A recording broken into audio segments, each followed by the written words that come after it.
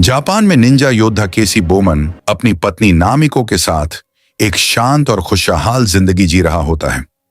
दोनों अपने गुरु के बनाए कोगा डोजो में बच्चों को मार्शल आर्ट सिखाते हैं। लेकिन एक दिन किस्मत सब कुछ बदल देती है। केसी बाजार से घर लौटता है और देखता है कि उसकी पत्नी की कांटेदार तार से हत्या कर दी गई है। यह मंजर उसे भीतर तक हिला देता है और उसका सारा सुकून अब बदले की आग में जल उठता है। तब उसका एक पुराना दोस्त नाकाबारा उसे बर्मा आने की सलाह देता है, जहां वह एक डोजो चलाता है। केसी उम्मीद करता है कि शायद वहां जाकर उसे सुकून और जवाब दोनों मिले। केसी की जिंदगी का एक ही मकसद है, नामिको की मौत का बदला। वह रातों में अपराधियों को खोजता है, उन्हें एक एक करके मारता है, लेकिन उसे कोई ठोस सुराग नहीं मिलता। फिर केसी बर्मा पहुंचता है और नाकाबारा से मिलता है। वह उसका स्वागत करता है।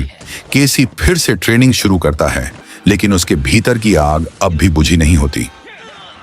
कुछ समय बाद केसी को पता चलता है कि नामिको की हत्या का तरीका एक खतरनाक ड्रग माफिया गोरो से मेल खाता है। सच्चाई जानने के लिए केसी जंगलों की ओर निकल पड़ता है। रात की अंधेरी छाया में वह असली निंजा बन जाता है। गार्ड्स को चुपचाप से खत्म करता हुआ दीवारों पर चढ़ता है। वह गोरो के सामने आता है और दोनों के बीच एक रोमांचक और खूनी लड़ाई होती है।